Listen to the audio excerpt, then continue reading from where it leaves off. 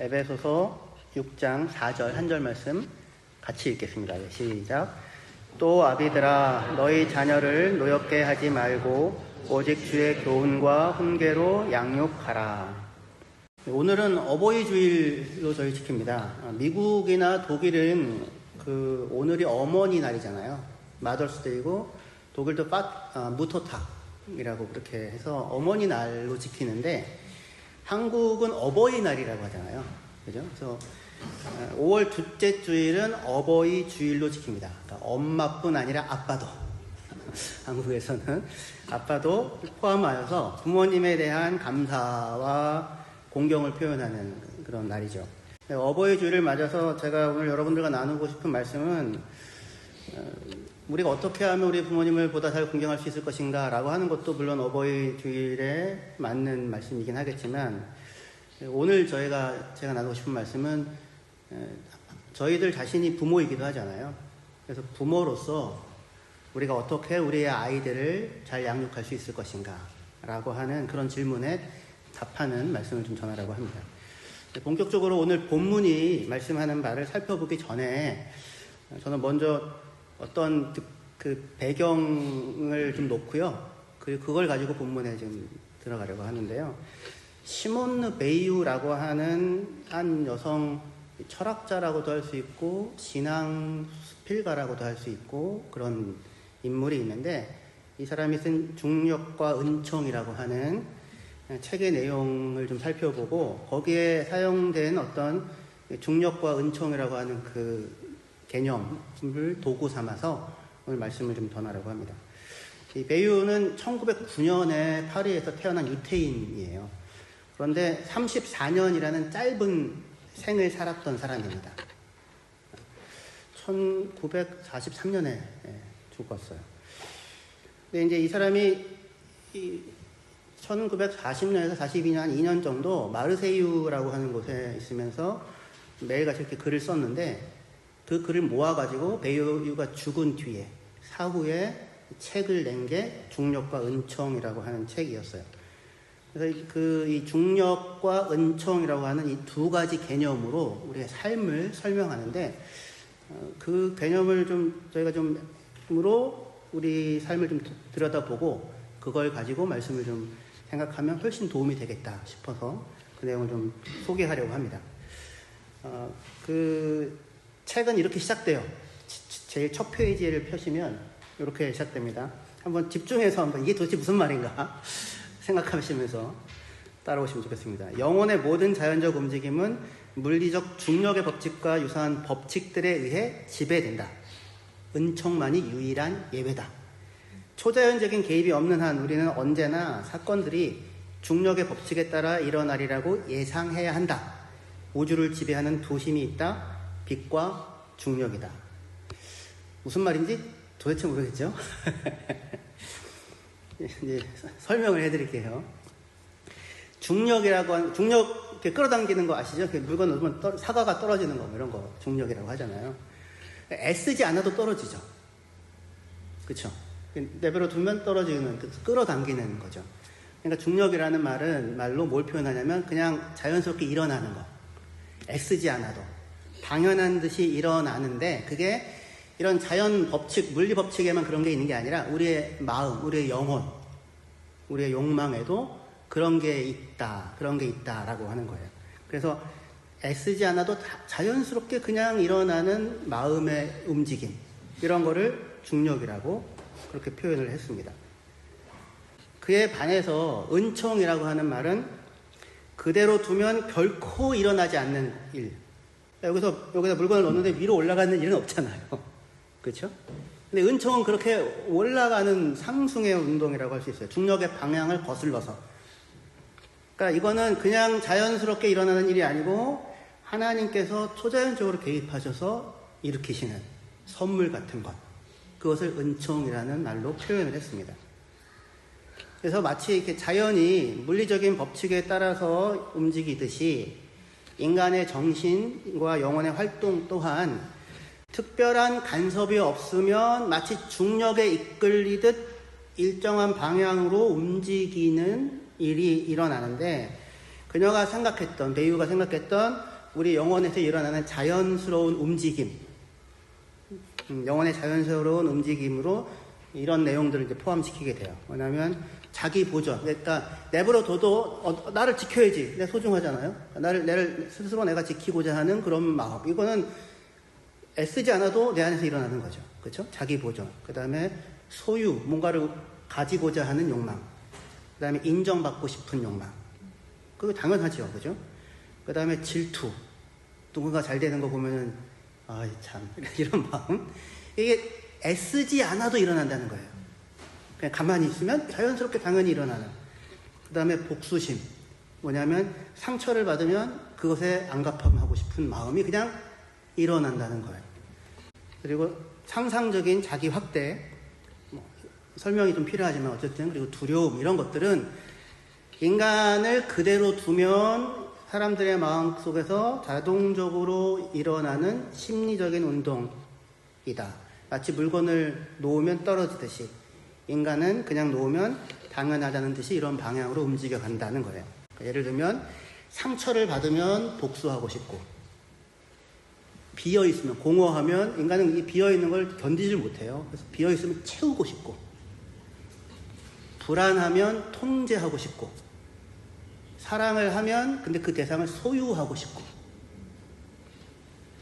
이것은 누군가가 특별하게 이상해서 생기는 그런 욕망이 아니라 그냥 사람 마음 안에 그냥 내버려두면 그렇게 흘러간다라는 의미로 마치 자연적인 운동과 같이 일어나는 일이다라고 하여 이런 것들을 중력이라는 말로 표현을 했습니다.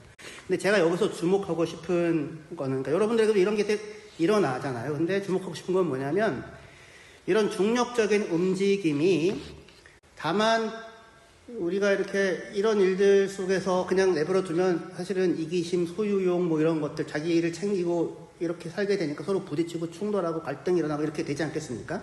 그렇죠?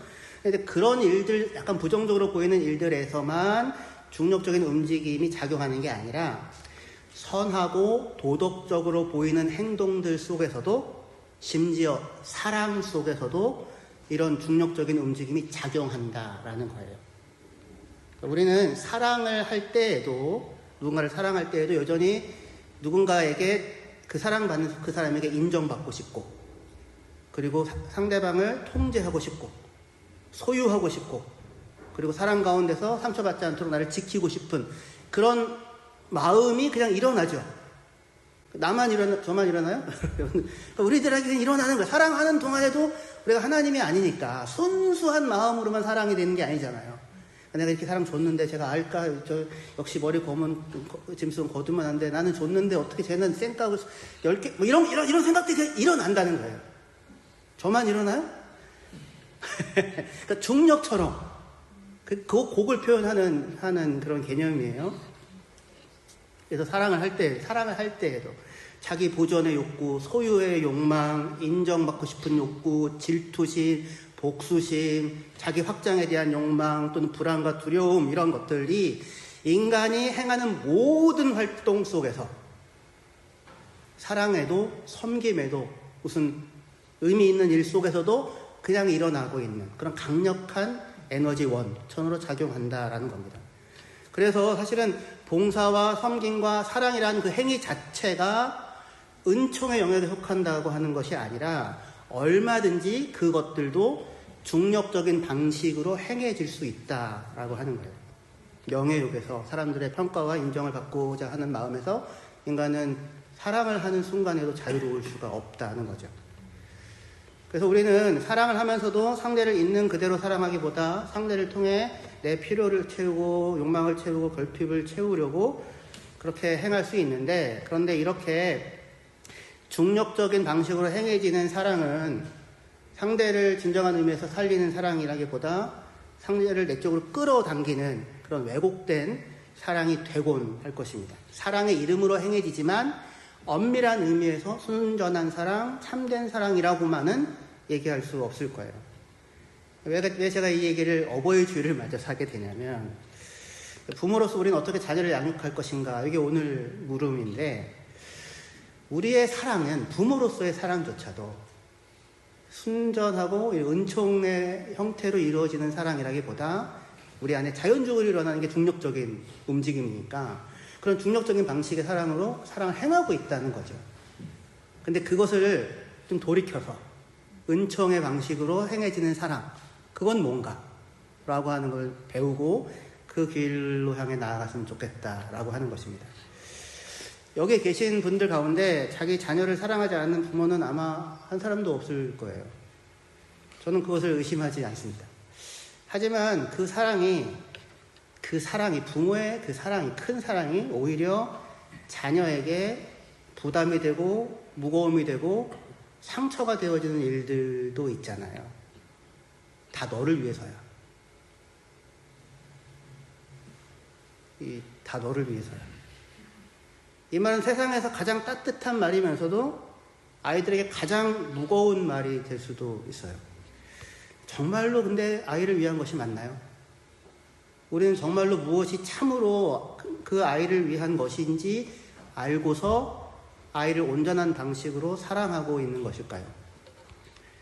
오늘 본문의 에베소 6장 4절은 우리들에게 중력적인 방식이 아닌 은총의 방식을 따라 사랑으로 자녀를 양육하는 길을 보여줘요. 본문을 다시 읽어볼게요. 에베소 6장 4절 말씀입니다. 같이 읽겠습니다. 시작. 또 아비들아 너희 자녀를 노엽게 하지 말고 오직 주의 교훈과 훈계로 양육하라.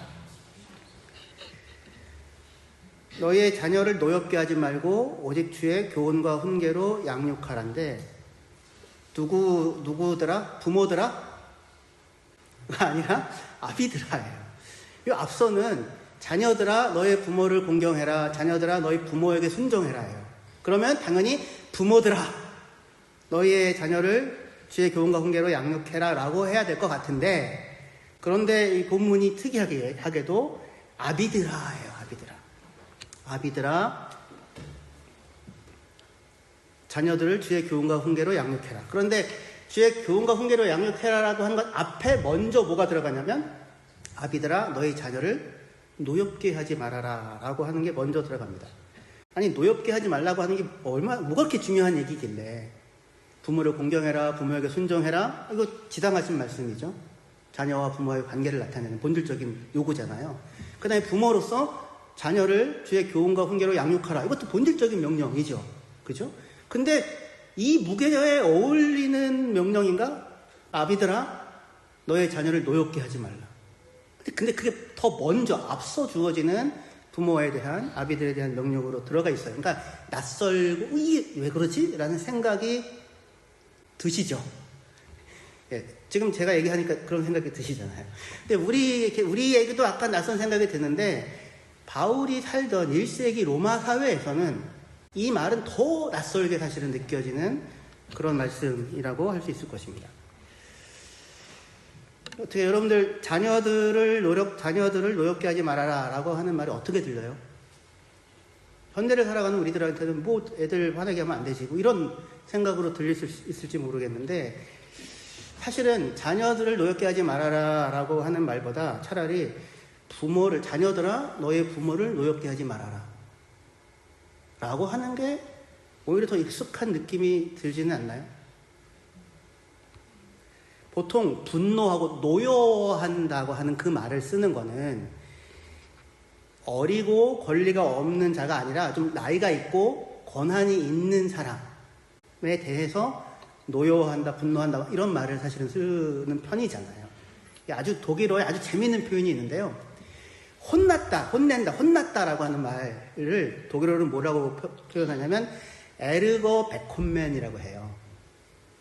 근데 에르거가 뭐냐면 앵거, 분노. 베콘맨은 받는다는 뜻이에요. 그러니까 혼났다는 말을 뭘로 얘기하냐면 아빠의 에르거를 내가 받았다. 그래서 제가 이렇게 애들을 혼내고 난 다음에 아이가 누구 때문에 내가 에르거 베콘맨 했잖아 막 이렇게 아빠의 분노를 내가 받았잖아 이렇게 얘기하는 거 보고 되게 낯설게 사실은 느껴졌거든요. 근데 여기서 혼났다고 하는 말을 그렇게 쓰는데 부모의 분노를 내가 받았다라고 하는 말로 써요. 그러니까 여기서도 분노하고 노여워하는 존재는 자녀가 아니라 부모죠. 그죠? 그런데 성경은 아비들아 네 자녀를 노엽게 하지 말라라고 그렇게 얘기를 하고 있어요. 이게 되게 이상한 표현이라는 겁니다. 더군다나 부모들아 자녀를 노엽게 하지 말라가 아니라 아비들아 노엽게 하지 말라라고 얘기하고 있다는 거예요. 왜 그럴까요? 아빠가 훨씬 더 자녀를 노엽게 하는 일이 많아서? 여러분들의 집은 어때요? 그게 아니고요. 노여워한다는 것은 일반적으로 권위가 있는 자의 몫인데 집안에서 아빠는 그 권위를 나타내는 당사자예요. 그러니까 노여워한다면 그거는 아이의 몫이 아니라 사실은 아빠의 몫이 되어야 할 거예요. 그런 문화적 맥락에서 보면 자녀들아 네 부모를 내 아버지를 노엽게 하지 말라라고 해야지 맞을 것 같은데 성경은 그렇게 얘기하지 않고 아비들아 내 자녀를 노엽게 하지 말라고 얘기를 한다는 말입니다. 왜 아버지인가? 가장이라는 말이 있죠. 가장. 여러분의 집에 가장은 누구예요? 아빠입니까? 엄마입니까? 밖에서는 아빠, 실질적으로는 엄마. 밖에서도 아빠? 밖에서도 엄마? 하지만 1세기의 로마 문화에서 가장은 누구예요? 그냥 아빠였어요. 한국 사회도 몇십 년 전만 해도 무조건 아빠죠. 가정의 법적인 대표자는 아빠였습니다. 아빠는 집안의 법적인 경제적인 대표로서 가정 구성원들의 삶에 대해서 막강한 결정권을 가지고 있었어요. 오늘날과 비교도 할 수 없을 만큼. 그래서 로마 법은 아버지가 가정에서 갖는 이러한 권한을 파트리아 포테스타스라고 해가지고 아예 법적 용어로 삼았어요. 아버지의 권한. 아버지는 자녀의 혼인을 결정하고 승인하였고 재산을 관리하고 아들이 돈을 벌어도 재산의 소유권이 최종적으로 아버지에게 있었어요. 그리고 자녀의 계약의 행위를 아버지가 통제하고 가정 안에서 징계권을 아버지가 행사할 수 있었고 그리고 초기의 로마법 전통에서는 심지어 죽이고 살리는 권한까지도 아버지가 가지고 있었습니다. 그러니까 당시의 자녀는 무엇보다도 아버지의 법적인 권한 아래에 있는 좀 소유물 같은 거예요. 재산과 같은 거죠. 그러니까 이런 당시에 바울이 살던 당시의 문화를 생각할 때 보다 자연스러운 경고는 아비들아 자녀를 노엽게 하지 말라가 아니라 자녀들아 내 아빠를 노엽게 하지 말라 라고 하는 게 훨씬 더 와닿고 말이 되는 말처럼 느껴지는데 그런데 성경은 뭐라고 얘기하냐면 아비들아 내 자녀를 노엽게 하지 말라라고 이야기하고 있다는 거예요. 그러니까 자녀들이 아비만 노여움의 주체가 아니라 자녀도 노여움의 주체로 인정하는 거죠. 당시의 로마 사회에서 자녀들의 분노는 테마가 아니었어요. 중요한 거는 부모의 분노죠. 만일 자녀가 부모 앞에서 분노하면 분노했다는 이유로 부모의 분노를 받게 되죠. 혼나던 건 사라지고. 근데 이런 사회에서 자녀는 분노의 대상일 뿐이었을 거예요. 그러니까 자녀를 노엽게 하지 말라라고 하는 이 말은 아주 이상하게 들리는 말이었을 겁니다. 그런데 성경은 아비들아 내 자녀를 노엽게 하지 말라고 말해요. 그러니까 부모만이 아니라 아이 또한 자녀 또한 마음을 가지고 있는 인격으로서 부당한 대우 앞에서 상처받고 분노할 수 있는 존재라는 거죠. 내가 마음대로 찍어 누를 수 있는 사람이 아니죠. 자녀는 부모의 소유물이 아니고 부모의 자아를 확장하는 도구도 아니고 부모의 기대와 만족을 이루기 위한 수단도 아니죠. 자녀는 하나님의 형상으로 지음받은 독립적인 인격체입니다. 그 말을 의미하는 거예요. 그런데 이것은 그러니까 당시의 사회에서는 되게 낯설고 충격적인 개념이었다는 거죠. 더구나 성경은 주의 교훈과 훈계로 자녀를 양육하라고 하는 이 본질적으로 보이는 명령에 앞서 내 자녀를 노엽게 하지 말라라고 하는 말을 더 앞에 두고 있어요. 무슨 말이냐면 부모로서 자녀를 주의 교훈과 훈계로 양육하는 부모로서의 일을 할 때 잊지 말고 기억해야 하는 하나의 원리가 있으니 너의 자녀를 노엽게 하는 방식으로 자녀를 양육하지 말아라 라고 하는 의미가 될 거예요. 말하자면 이거는 일종의 알람입니다. 경고음. 너의 자녀를 노엽게 하지 말라. 네, 성경은 이렇게 너의 자녀를 노엽게 하지 말라고 말하는데 우리는 자녀의 분노를 부모의 권위로 눌러버리곤 하죠. 넌 잠자코 그냥 아빠가 하라는 대로 하기만 하면 돼. 다 너를 위해서 하라는 거라니까 내 말대로만 해. 그러나 그때 부모는 주의 교훈과 훈계로 자녀를 양육하는 것이 아니라 자기의 교훈과 자기의 훈계로 자녀의 인생을 좌우하려는 것일 수 있죠. 물론 자녀를 노엽게 하지 말라는 이 말이 자녀를 방치하라는 말은 절대로 아니에요. 우리는 분명 우리의 자녀를 주의 교훈과 훈계로 양육해야 합니다. 좋은 습관을 만들어주고 그것이 자연스러운 몸의 태도로 배이도록 하는 것, 디시플린. 그리고 정신을 차리고 어디에 마음을 두고 살아야 하는지를 가르치는 것, 인스트럭션. 그걸 부모로서 반드시 해야 하는 것이 맞습니다. 훈육해야 하고 양육해야 해요. 하지만 그 훈육과 양육의 기준은, 방식은 내가 아니라 주님이죠. 나의 교훈과 훈계가 아니라 주의 교훈과 훈계로 양육하라. 그렇게 말씀합니다. 여기 양육한다고 할 때, 양육하라고 할 때 사실은 먹이고 기르고 입히고 뭐 이런 의미를 나타내는 말인데 그 말로 사용된 헬라어 표현이 에크트레포라는 말이에요. 근데 그게 에크라는 말은 이렇게 밖으로라는 from 안에서부터 밖으로라는 의미고요. 그리고 트레포는 먹여서 입혀서 자라게 한다는 의미가 있어요. 그러니까 요거를 그냥 합치면 어떤 의미가 되냐면 양육은 안에서부터 밖으로 자라게 한다라는 말이 될 수 있죠. 그렇죠? 그러니까 양육은 내가 원하는 모습으로 자녀를 만들어내는 게 아니라 하나님께서 우리의 자녀들 안에다가 심어두신 하나님의 뜻, 하나님의 생각, 하나님의 형상이 자녀들 안에서 삶을 통하여 밖으로 드러나 자라나도록 도와주는 것. 그것을 양육한다라고 이야기할 수 있는 거예요. 내가 내 이상을 따라 내 아이를 빚어가는 것이 아니라 그 아이가 자기 안에서 자기로서 주님을 만나고 주님의 말씀을 힘입어서 자라가도록 먹이고 입히고 돌보는 일을 하라라고 하는 것이 양육하라는 말이죠. 근데 그렇게 양육하라는 말을 하기에 앞서 놓여져 있는 알람이 있는 거죠. 내 자녀를 노엽게 하지 말고. 노엽게 한다고 하는 말도 이게 파르라는 말과 오르기조라는 말이 합성어인데, 오르기조는 화난다, 분노하게 한다는 뜻이고요. 파르라고 하면 이렇게 강화하는 의미가 있습니다. 그래서 이게 사실은 이게 반복적이고 지속적으로 쌓아 올려지는 분노를 뜻하는 말로 우리가 이 말을 생각해 볼 수 있어요. 하루 아침에 생기는 감정이 아니라 오랜 시간 동안 쌓이고 또 쌓이다가 마침내 폭발을 하는 거죠. 서운함, 억울함, 부당함 이런 느낌 가운데 쌓이다가 폭발을 하게 됩니다. 부모는 분명히 자녀를 사랑하죠. 그죠? 근데 사실 이거는 애써서 노력해서 생기는 사랑이 아니죠. 그러니까 일종의 중력의 범위 안에 있는 거예요. 아까 메이유의 얘기에 따른다면. 그쵸? 그렇게 중력의 범위 안에서도 일어나는 사랑의 형태이기 때문에 우리의 그 부모의 사랑 안에 도대체 무엇이 섞여 있는지를 잘 생각하고 들여다봐야 한다는 겁니다. 이 아이가 잘못되면 어떡하지?